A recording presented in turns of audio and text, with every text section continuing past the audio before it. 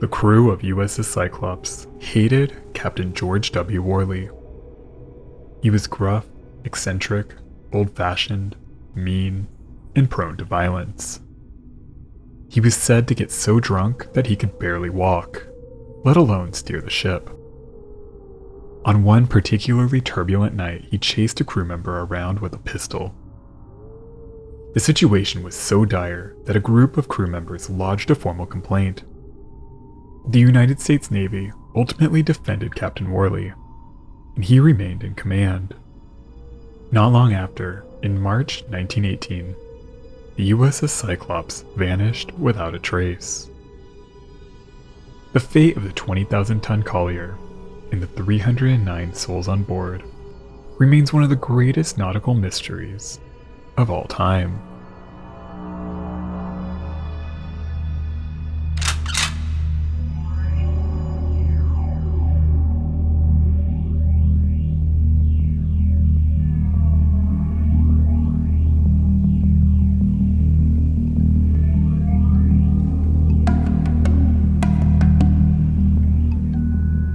Before World War I, the United States Navy ran on coal. The graduation from sail to steam created a significantly more capable and reliable Navy. Ships could travel significantly faster, virtually all over the globe, while offering significantly more firepower. As the Navy grew, especially after the Spanish-American War in 1898, the US looked to cement its status as a global superpower. To show off this new naval might, President Theodore Roosevelt sent a fleet of 16 battleships and their various support ships on a tour around the world. Dubbed the Great White Fleet for its gleaming white paint scheme, the elaborate circumnavigation left on December 16, 1907, and was completed on February 22, 1909. While the stunt succeeded in establishing the United States as a global naval force, it also exposed a glaring weakness. The fleet relied on coal. Recoaling at far-flung foreign ports proved a logistical nightmare. If the US Navy wanted to be a legitimate force all over the world, it would have to establish reliable coaling stations and a fleet of auxiliary ships designed specifically for supplying coal. In the years leading up to World War I, the United States Navy commissioned a dozen of these new ships. On May 13, 1908, Congress authorized the construction of 2 new fleet colliers, each capable of carrying at least 12,500 tons of coal, at a service speed of 14 knots. $1.5 million was appropriated for the project, and one of the 2 new ships had to be built on the west coast. The Mare Island Naval Shipyard near San Francisco was selected to build the first ship, but its bids came in from various East Coast shipyards for the second. Planners were surprised when costs were estimated to be nearly half what had been allocated, due to a slight lull in shipbuilding at the time. The Navy seized on the deal offered by William Cramp & Sons in Philadelphia and ordered USS Cyclops for just $900,000. Her sister ship USS Jupiter was delayed while the Navy tried to negotiate a lower price from Mare Island. And since prices at the East Coast shipyards were so low, 2 additional ships of the class were ordered from the Newport News Shipbuilding and Dry Dock Company in Norfolk, Virginia, USS Proteus and USS Nereus. USS Cyclops was laid down first on June 2, 1909. Her hull was launched on May 7, 1910. She measured 542 feet or 165 meters in length with a beam of 65 feet or 20 meters, and came in at 19,360 long tons. She was equipped with 5 large holds with 2 hatches each, designed to carry coal. A large additional hold just behind her bridge, subdivided into 4 smaller holds, was designed to carry fuel oil or other specialty types of coal. 4 other small holds in her forecastle were designed to carry oil. Each hatch had a pair of booms overhead with a cableway for a clamshell bucket with a capacity of 1.2 tons. These were used to transfer coal from Cyclops to the ships that she was resupplying. Each scoop could transfer 100 to 180 tons per hour, making up to 3 passes every minute. Her cargo capacity was 11,600 tons of coal and 1,275 tons of oil. This was nearly double the capacity of existing colliers at the time. She was powered by 2 triple expansion steam engines that drove twin propellers to achieve a speed of up to 15 knots. USS Cyclops entered service with the United States Naval Auxiliary Service on November 10, 1910. She traveled to the Baltic in 1911, but mainly served on the East Coast between Rhode Island and the Caribbean. She even helped evacuate refugees in South America. But overall, her early career was uneventful as she waited for a war that could justify her existence. With war soon raging in Europe, it was clear that the call was coming soon.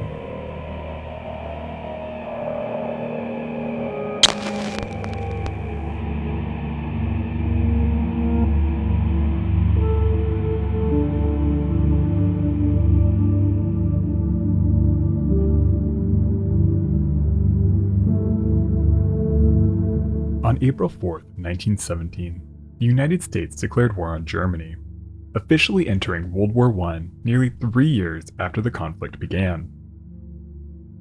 USS Cyclops was sent to the Norfolk Navy Yard, where she received 4 50 caliber deck guns as part of a minor wartime refit.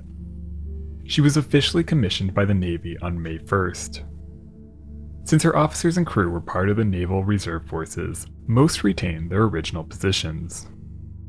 Her first mission sent her to Saint-Nazaire, France to deliver medical staff and supplies from Johns Hopkins Hospital. She also traveled to Nova Scotia, but for the most part she remained on the east coast of the United States. On January 9, 1918, she was assigned to the Naval Overseas Transportation Service and was sent to Brazil to help resupply ships operating in the South Atlantic as she settled into the wartime role that she was built for. She carried 9,960 tons of coal from Norfolk, Virginia, and arrived in Rio de Janeiro on January 28.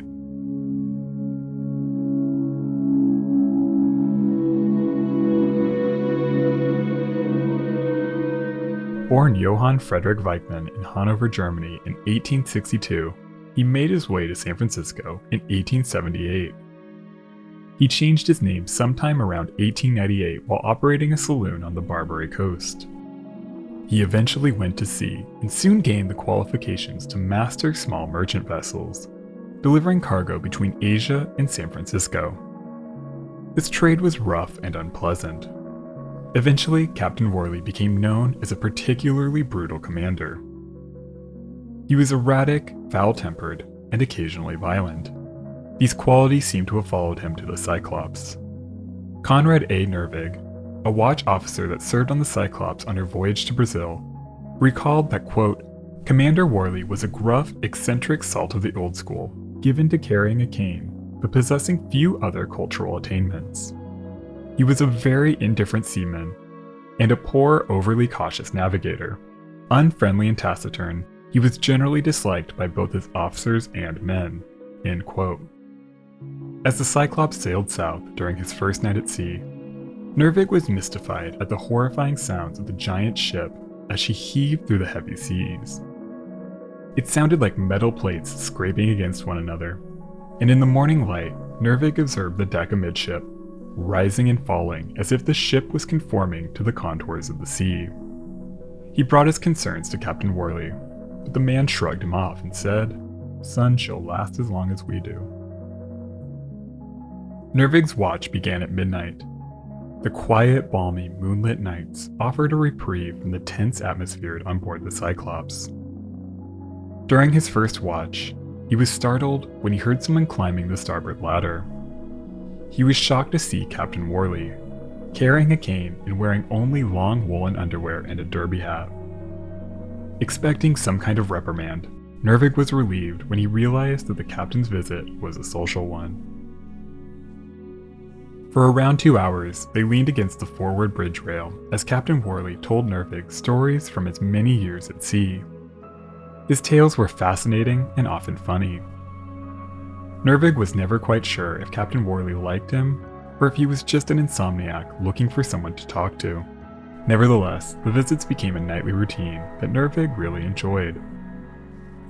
When they arrived in Rio, Nervig received orders transferring him to USS Glacier, a significantly more pleasant assignment. Captain Worley attempted to block the transfer, apparently unwilling to let go of the one man on board who didn't hate him.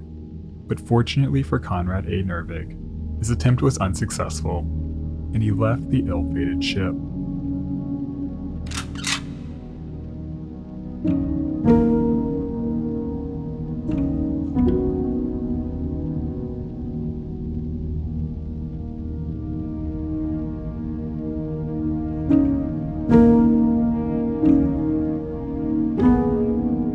In Brazil, Cyclops resupplied coal to the various American ships stationed in the area, starting with the flagship USS Pittsburgh. When this work was finished, she returned to the docks and began preparing for a special new cargo: manganese ore. A valuable ingredient in steel and iron manufacturing, manganese was badly needed in American factories as they worked to supply the Allied war effort. The Cyclops' cargo holds had to be carefully cleaned to prepare for her new cargo, and her crew went to work scrubbing away coal dust.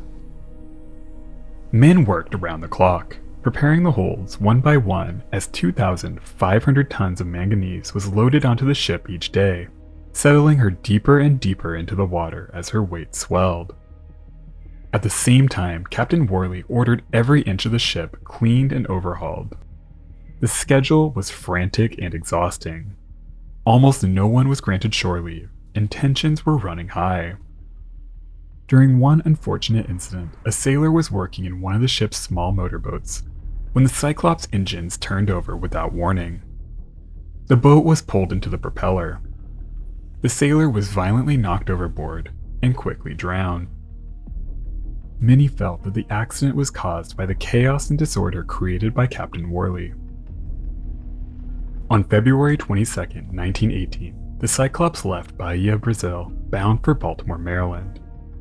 She would carry 50 sailors that had been relieved from USS Pittsburgh and were now being transported back to the States, as well as 5 prisoners from the same ship that had been court-martialed for murdering a fellow sailor. Prisoners would have been locked up below for the duration of the trip. The 50 passengers were jovial, a stark contrast with the dour mood on board the Cyclops. Before leaving, Captain Worley reported that the ship's starboard engine had a cracked cylinder and would not be operable until it could be repaired in the United States.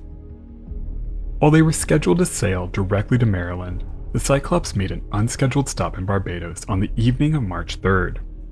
The visit was a strange one. Only a couple of officers and Captain Worley went ashore. He only briefly interacted with British officials and spent his time on the island purchasing supplies including food and coal. No one else left the ship as the supplies were hastily loaded. The captain was eager to keep on schedule, and the collier pulled away from Barbados on the morning of March 4th, less than 24 hours after she arrived. USS Cyclops quickly resumed her voyage. Not long after she departed, a wireless message was sent to the Navy reporting that she had left Barbados and was sailing at a speed of around 10 knots. They expected to arrive in Baltimore on March 13th. The transmission ended by saying that all was well. That was the last message ever heard from the souls on board USS Cyclops.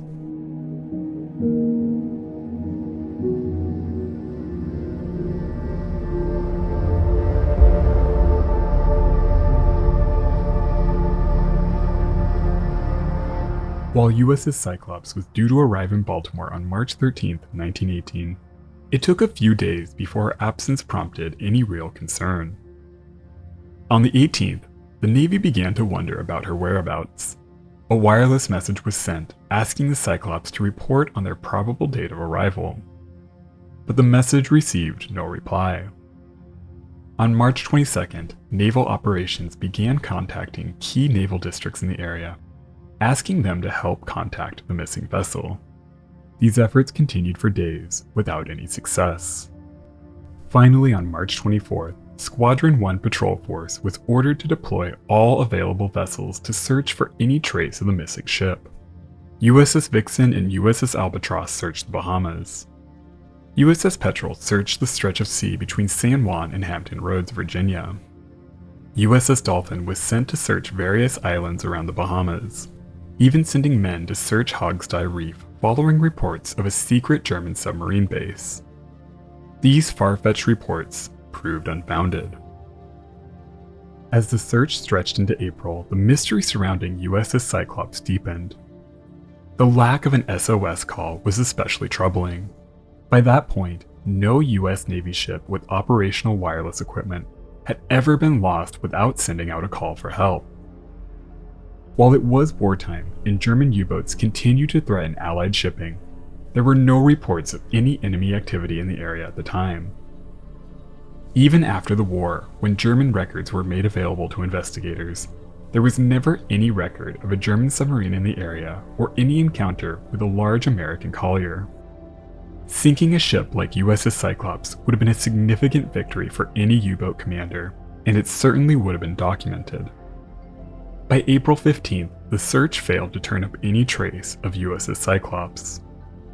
With little else to go on, the Navy finally made the disappearance public. From that moment on, the story of USS Cyclops took on a life of its own. While the Navy launched its own investigation behind the scenes, numerous reporters and armchair investigators immediately began poring over every detail of the strange disappearance. Hundreds of theories have been raised, from the mundane and ordinary to the outlandish and absurd. But to this day, not a single trace of the Cyclops has ever been found. On June 1st, 1918, Franklin D. Roosevelt, then the Assistant Secretary of the Navy, officially declared USS Cyclops lost with all hands. She was the single largest non-combat loss of life in the history of the United States Navy.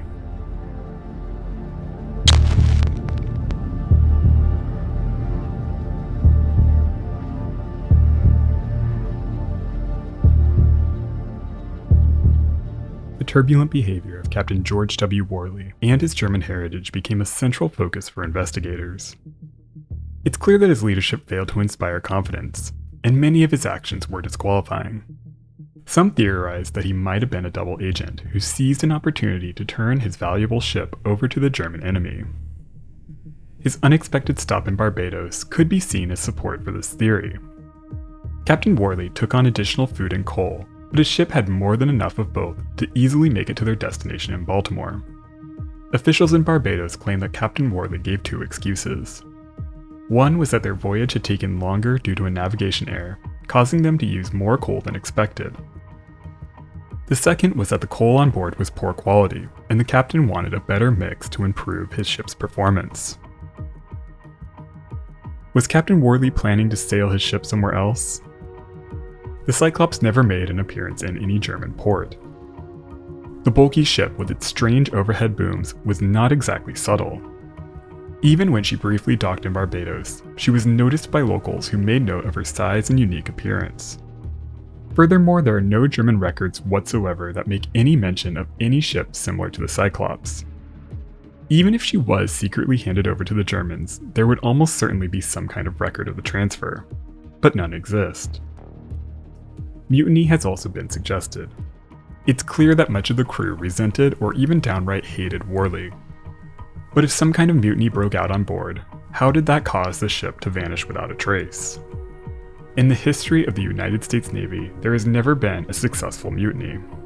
The only incident that ever even came close was a plot on board USS Somers in November 1842, and even that attempt was thwarted. There are other explanations that seem infinitely more likely. There was concern even at the time that the ship was overloaded. Manganese ore is not an inherently dangerous cargo, but it's significantly heavier and denser than coal. It also has a greater tendency to shift, especially in heavy seas. If it gets wet, it can become a slurry prone to sudden shifts. Captain Worley was concerned about this, but the Cyclops and her cargo were inspected before leaving Rio, and she was found to have been loaded properly. But the crew might not have been completely familiar with how their cargo would behave while at sea. Weather might have also been a factor.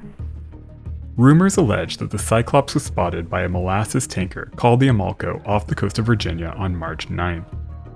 The next day, a violent storm swept through the Virginia Capes. But this sighting would have put the Cyclops nearly 3 days ahead of schedule. Amalco's captain also later denied the sighting. USS Cyclops was operating with only one of her two engines, and various eyewitness accounts allege that the ship was in poor shape. Combined with an unfamiliar cargo, potential rough weather, and tensions between crew and captain, one can start imagining what likely doomed the Cyclops. But two events that would occur during the next World War could possibly help explain what happened to the Cyclops.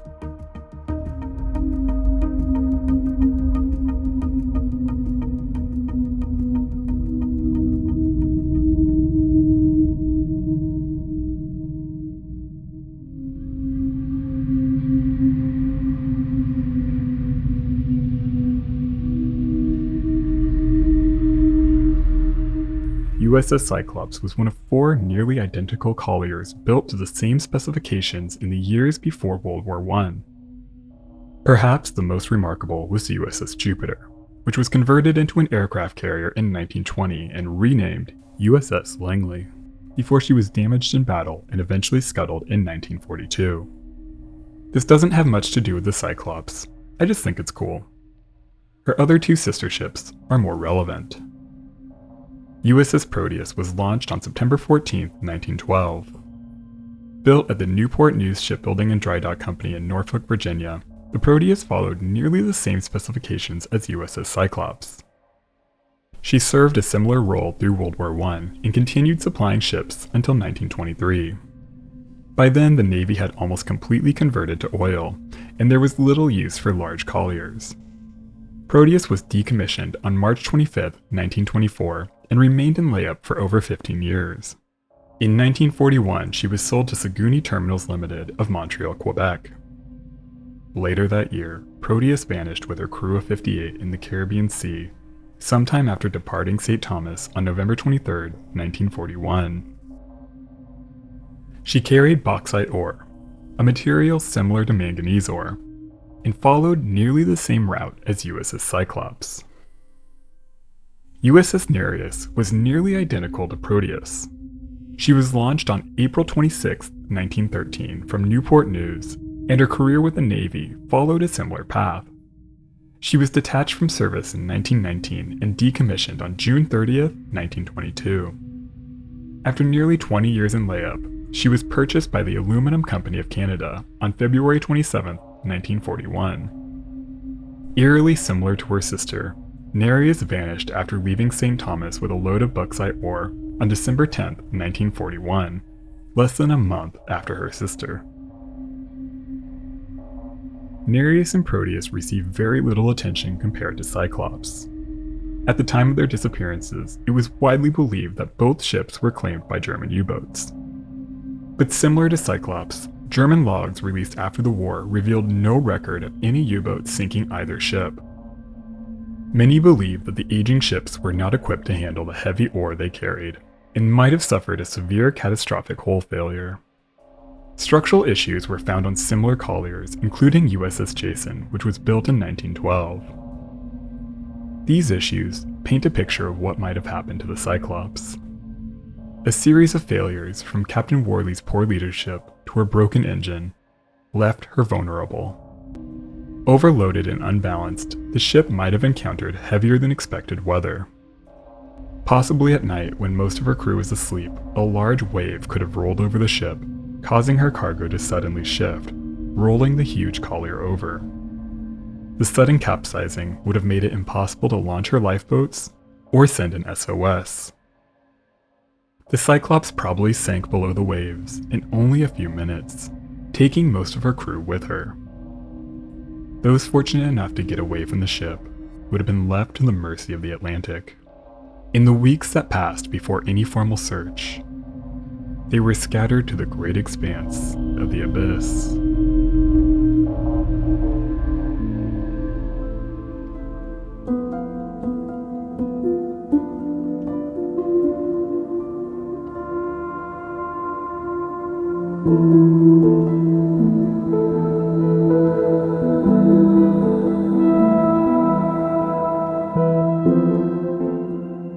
USS Cyclops is probably one of the most famous disappearances attributed to the Bermuda Triangle, and there are some truly wild theories of what might have happened to her.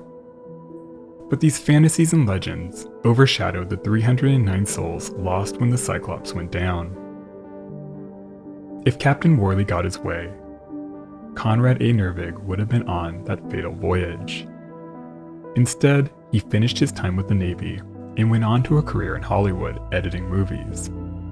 He worked on 81 films and won 2 Academy Awards, including the first Oscar ever awarded for film editing for his work on a film called The Eskimo in 1933. He lived into his 90s, passing away in 1980. Thinking about his life and career, a life that wouldn't have happened if things had been slightly different, it's hard not to think about the lives that ended on the Cyclops. Stories like the Cyclops focus on the fantastic and the mysterious, the intrigue and the sensational. But to me, it's a story of the 309 people whose story was never finished. Most of them were young. Many were simply getting a ride home. They never got a chance to live out their lives. But somewhere out there, they're waiting for their final chapter to be written.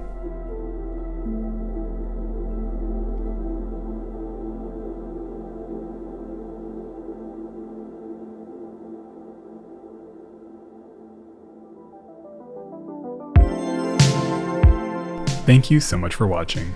If you enjoyed this one, support the channel with a like, comment, and subscribe if you haven't already.